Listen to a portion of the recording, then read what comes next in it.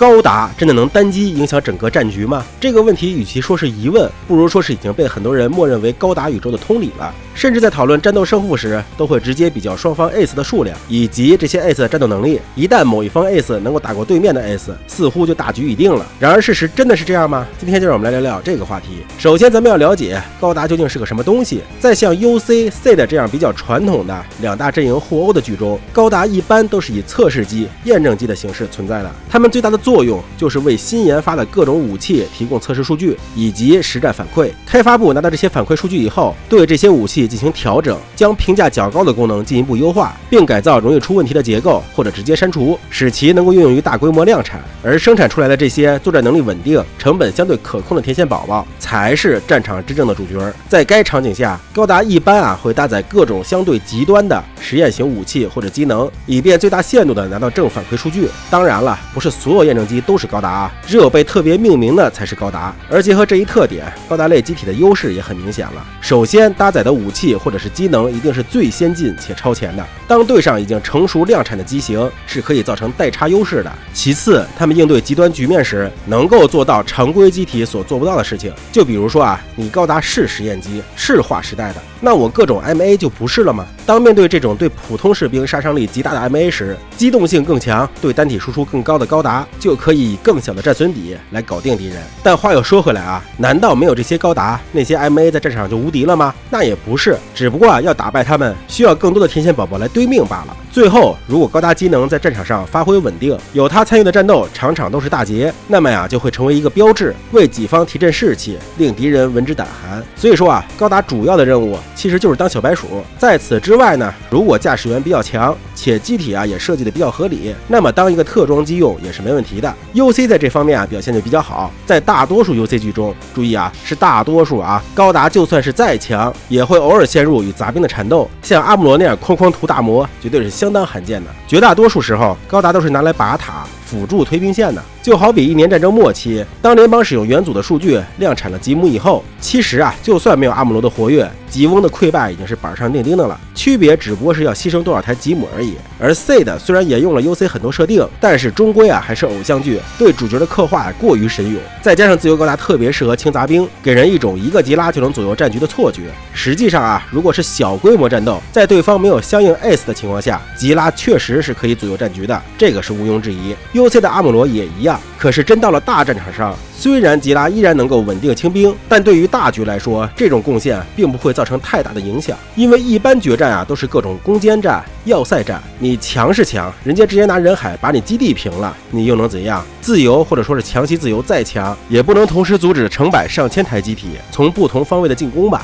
所以剧中也会出现主角团在战场上大发神威，结果到最后还是夹着尾巴逃跑的情况。而且交战双方通常也有各自的 Ace 之间的缠斗基本就会把清兵线的时间给挤占了。更何况为了方便动画拍摄，剧中往往都会只着重描写个别 Ace， 而那些稍微差一些但能力也不弱的 Ace 并不会全都在剧中体现，不然一到决战先介绍几十个 Ace 谁是谁，那就没法拍了。可反过来说，由这些中 boss 和杂兵组成的大部队才是决定战场走向的根基。最后呢，还是要提一嘴 W00 这些作品，他们虽然大多数描写的都是小规模战争，而且机体之间代差一般不都是1-2代那么简单。就拿飞翼来说它的步枪在最大输出时，能量相当于中等规模城市1天的消费量，那可是1天对比下来，EV 的洋电子炮都显得有点不够看了。关于各系列光束步枪的介绍咱们以后会单开一期讲总之这些极其领先且拥有着高破坏力的高达，在一定情况下确实是能够左右战场的，但也只限于剧中常描写的小规模战斗。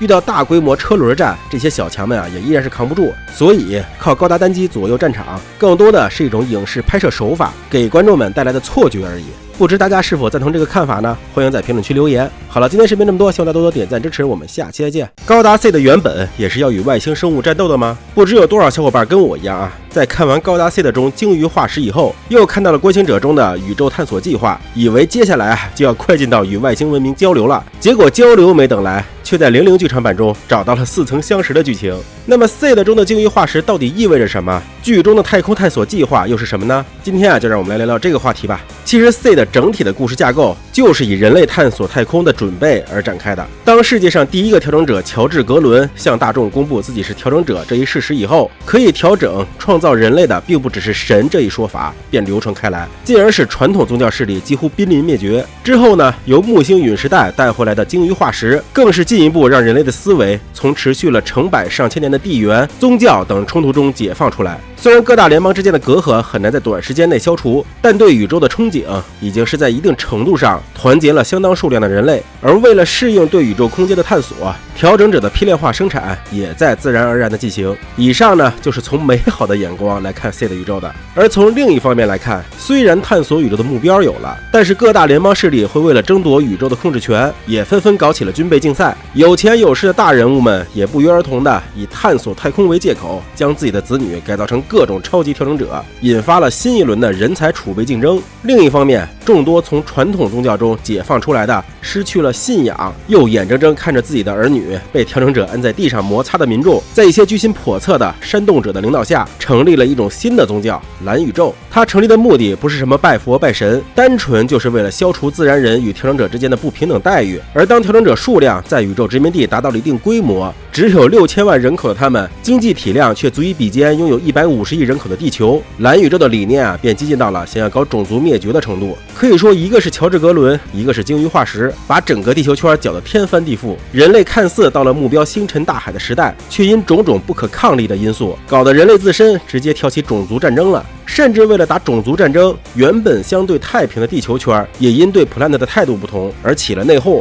最典型的就是大西洋联邦吞并了南美合众国，欧亚联邦对 Planet 支持者的镇压，以及剧中奥布的2次灭国之灾，属实是一种讽刺。所以说，很多当初看高达 C 的比较深入的观众，看到00一上来要根除战争，完成人类大一统，又在剧场版直接与外星文明对话的场面时，都不得不由衷感叹一句：这简直就是高达 C 的本该发展的方向啊！只可惜高达 C 的在调整者与自然人之间的冲突的描写，有些过于符合大家对种族战争的理解了，让这2拨人和好确实有点天方夜谭。关于这一点呢，我以后也会开视频单讲。回到刚才讨论的话题，为什么说 C 的宇宙的人类早就做好了探索外太空的准备了呢？首先，在殖民方面，除了进地球轨道的各大殖民卫星，人类也早已征服了火星，并在上面建立起了实验型社会，也就是命运计划的前身。这为人类在未来宇宙播种的形式提供了参照样本。其次，像第1季中出现的创世纪，原本也是为了给太阳帆类宇航器送光而建造的。最后也是最为实际的，就是 DSSD 机关的成立，全称是深宇宙探索开发机构。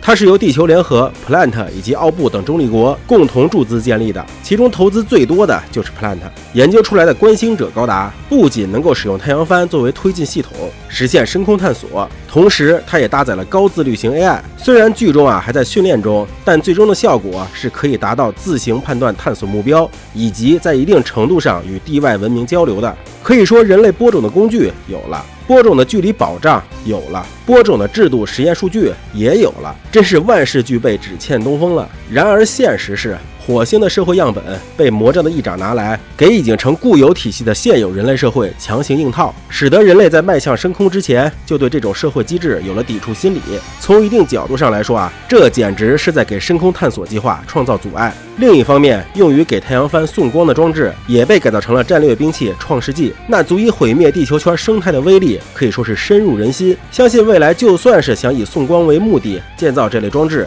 也会被人怀疑你是不是又想搞创世纪。这等于是又给深空计划上了一层枷锁。而最关键的 DSSD 机关，由于研究出来的东西在军事领域又有相当大的实用空间，使得该机构就算已经委曲求全，将不少技术共享给各个势力的军方，以求能够获得继续研究的机会。但怎奈人员都是以科研水平更高的调整者为主，最终也难逃地球联合，确切的说是蓝宇宙的魔爪受到了武力袭击。虽然主要研究者逃过一劫，但研发进度也受到了相当大的影响，它中立无援的弱点也是暴露无遗，研究前景只能说是路途堪忧。那么以上呢，就是关于高达 C 的中人类深空探索主线的介绍了。不知大家看完以后对高达 C 的故事是否有一个新的认知呢？欢迎各位在评论区留言。好了，今天视频这么多，希望大家多多点赞支持，我们下期再见。其实高达 C 的新剧场版 Freedom 就说了3件事儿。第一，命运计划就是错的。第二，拉克斯和吉拉就是纯爱战士。第三，阿斯兰真可靠，飞鸟真可爱。咱们一个一个细说啊。命运计划是错的，这个算得上是整部剧场版的核心思想。标题是 Freedom， 也就是命运计划的反面，虽然俗，但也取得恰到好处。我前不久刚做过视频啊，列举了官方设定集中的各种原文，来阐述命运计划的致命缺点。感兴趣的朋友可以看一下我之前视频啊。总之啊，官方给到的核心缺点就是一，以基因为唯一参考的强制管理的社会将要到来；二，职业选择的自由不复存在，而且啊，这种制度也解决不了人们对工作的不满；三，已在职的工作者会丧失自己辛苦获得的成就。该计划对现有社会的冲击啊是无法估量的。其实，在 C.D 中，无论是给到议长的各种阴谋得逞的镜头，还是借由主角团之口说出的命运计划的不合理性，都是从剧中正面说明了该计划以及迪兰达尔议长的问题所在。只不过啊，有的观众就是喜欢阴谋论，就是喜欢四处宣扬所谓的黑料，所以啊，剧组才在设定集中进一步说明了命运计划的问题。然而结果就是，这些人无视了剧中直截了当的解释，硬要自行脑补正义的议长以及拯救全人类的命运计划被腹黑拉克斯大魔王和战争机器吉拉消灭。你说他看剧就喜欢以偏概全，干脆直接给他看设定吧。他又说设定集里边都是后着不的，不听王八念经。这下好了，编剧直接拿出一整部剧场版，就是要重拳出击，直截了当的说明命运计划这种基于武力压制以及控制人生自由的东西，就是不应存在于人类社会当前的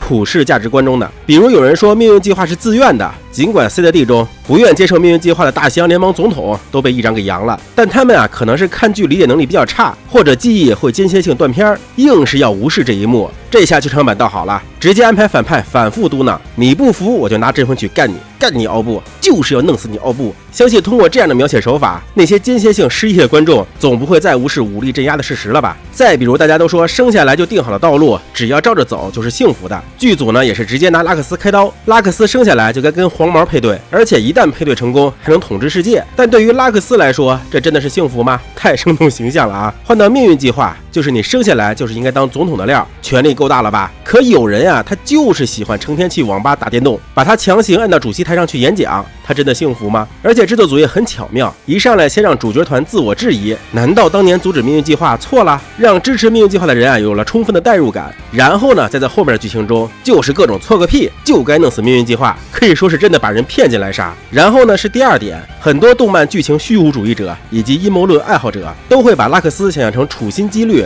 暗中操作，一步步上位夺得大权的恶女，而吉拉呢只是被他利用的棋子。俩人啊是看谁不顺眼就干谁，把议长干了以后解决世界纷争了吗？没有，这就是他们的所作所为。剧场版关于这一点啊也是明说了，吉拉、拉克斯这俩就是纯的纯爱战士。你说拉克斯为了权力算计身边人，那人家面对黄毛的一起统治世界的邀请可是完全不为所动啊。而且他满脑子里边只有吉拉，吉拉开心他就开心。换吉拉那边也一样，剧场版里的吉拉依然被克队当年说那句话所困扰，那就是他只会战斗，别的干啥不行。要么说克队真的是领先版本30年呢，后面的反派啊不过是克队理论的拙劣模仿者罢了。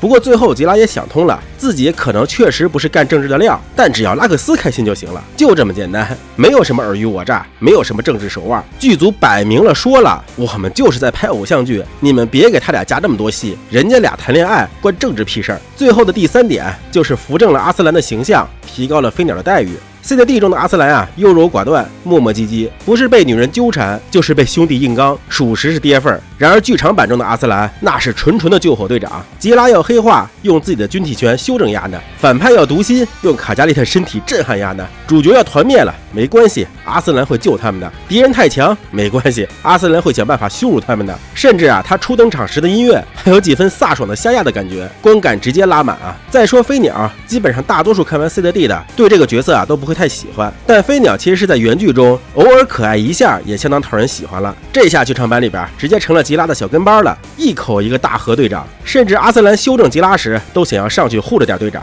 对敌人啊那也是恶意满满，把主角团不方便展露出的敌意一个人包圆了。这种嘴臭小孩突然成为自己人，把对面一顿喷的感觉，不得不说是真的舒服。而且飞鸟那直肠子性格，对命运高达的热爱，以及在战场上不过脑子的战斗方式，基本承包了全剧80%的笑点。另外20%呢则是由下头狼和震惊亚瑟包圆。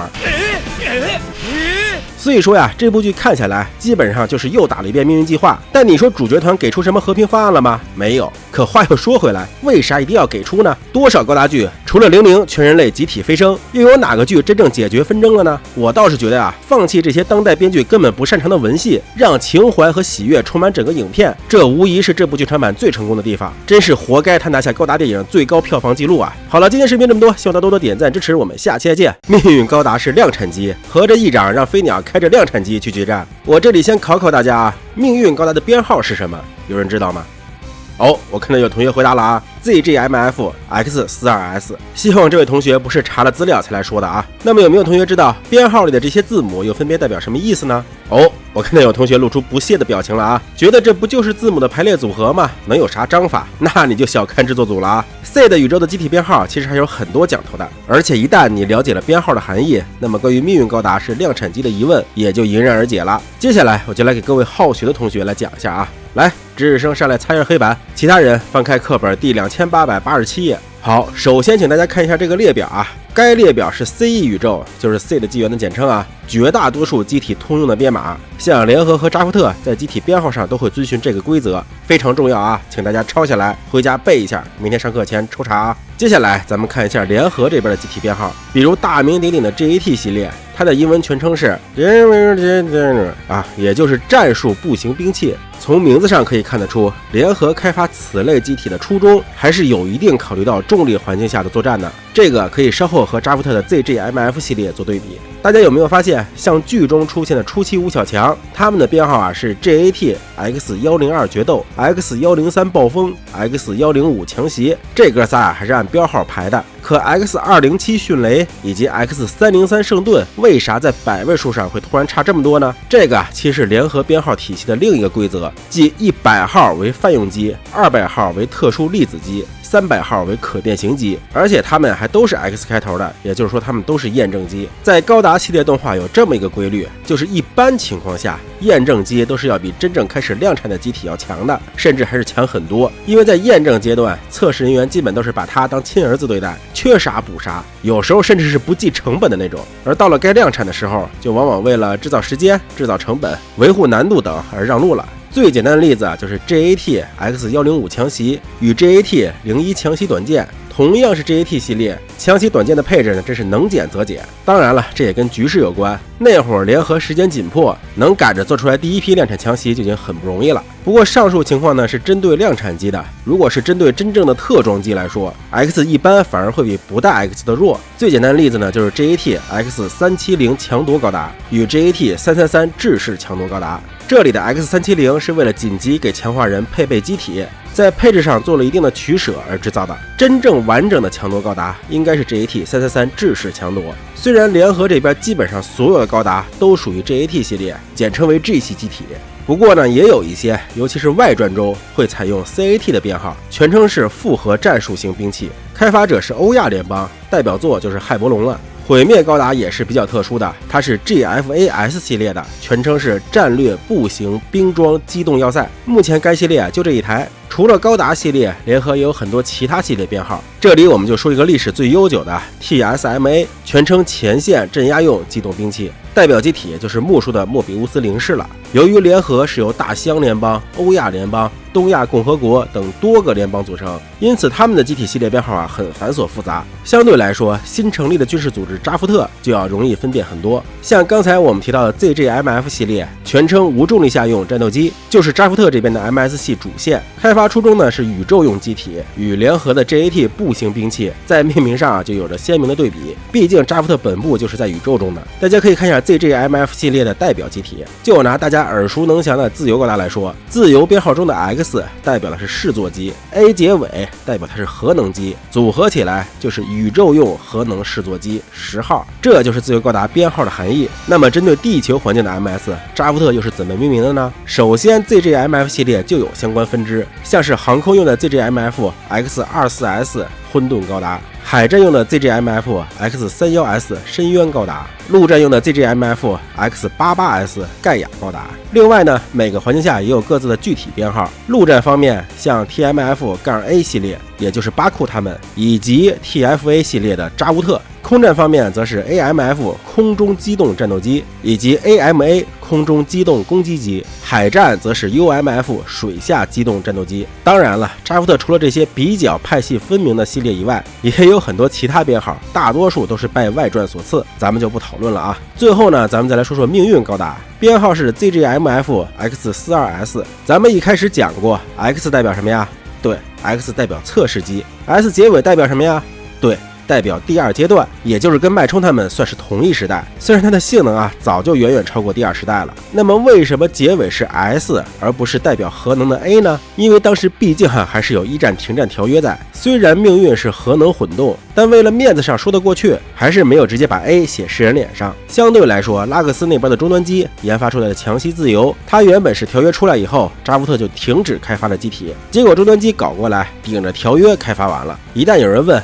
你们违反条约研究核能机不说，咋名字也不遮掩一下呢？他们就可以说，哎呀，人家扎夫特就管它叫 ZGMF X20A 了，我们只是照章办事罢了啊，突出一个有恃无恐啊。接着说命运它是 X 开头，也就是说呢，它是测试机。虽然原计划是要量产，但到最后也就做出了2台，型号还都一样。那么接下来就要分2种情况了。如果说计划中要按照命运甚至是更高的标准来量产，那就是制式量产。这种呢，一个是扎夫特短期内实现不了，一个是它与咱们惯性思维中的量产等于低端不同，它依然是高端机。而如果走传统的阉割量产路线，那可能最后编号就是类似于 ZGMF 50T 这种，性能不如飞鸟的测试机，但更便于生产。所以说飞鸟的命运无论如何都是当时扎夫特最顶尖的机体，并不会因为它有量产计划而落下逼格。议长对飞鸟的投资也是直接拉满的。好了，今天的课堂内容就这么多，大家记得回去背一下编码表，再把课后练习题做了，明天抽查下课。